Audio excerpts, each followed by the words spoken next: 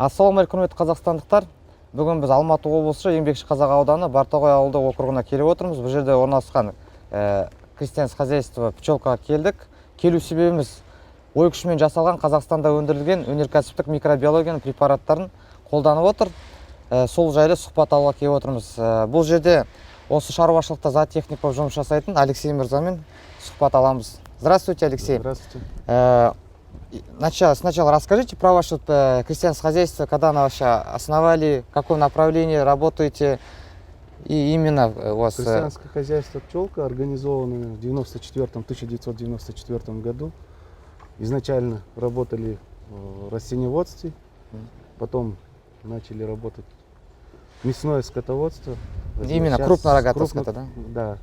Немножко держали свиней, сейчас перешли в основном на крупнорогатый скот. А именно какой породы именно вы держите? Мы вот закупаем вот эти вот бычки, мы завезли с ТО Приречный, Абайской области. Вот.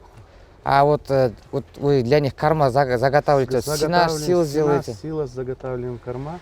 И как у нас откормочная площадка на 1000 голов единовременного содержания, да.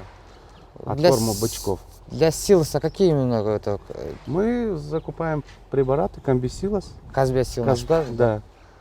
Ну, очень довольны. Да. Всегда силос, в принципе, получается очень хорошего качества. Алексей, можете рассказать, пожалуйста, вот именно про сенаж, вот, например, сенаж с люцерной, да, заготавливаете? Сенаж с люцерной заготавливаем. Вот технологии, вот как на силосной яме или как бы... Силосная яма, у нас есть силосные ямы, и вот процентов 50 влажности с волков дробим люцерну и добавляем препарат комбисилос. Вот именно технология от А до Я, например, вот какую, например, вы люцерну, когда первую уборку или вторую уборку, как мы вы заготавливаете? стараемся с первого коса. С первого, да. А в чем преимущество первого или второго коса? Первый кос, ну, более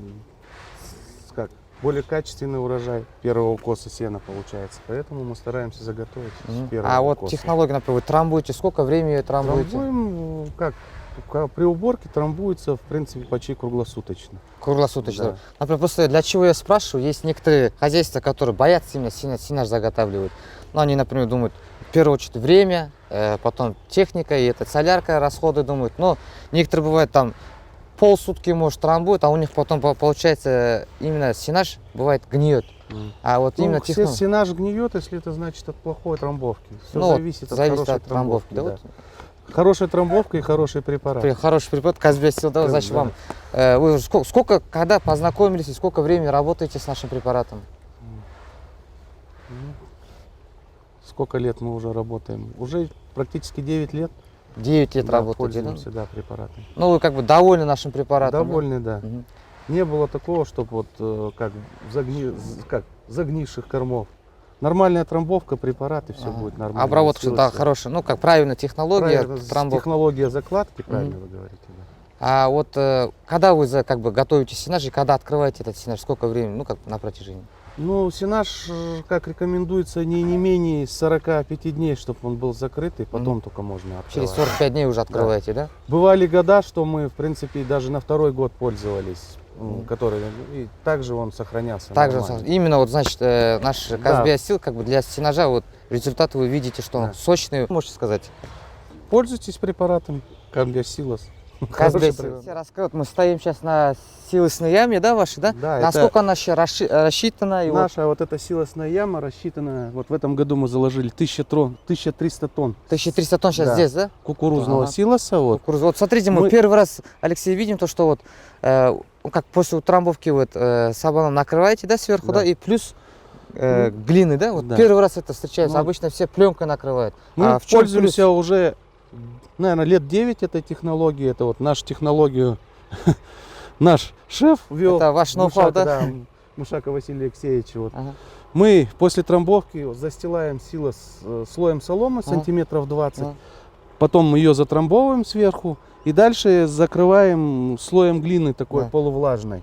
Сантиметров 20-25 слой и затрамбовываем его. А в чем плюс, например, ну вот знаете, оно получается как? Это как дышащее. Ну, дышащий пар, да? Да, получается через землю, все равно через капилляр дышит он.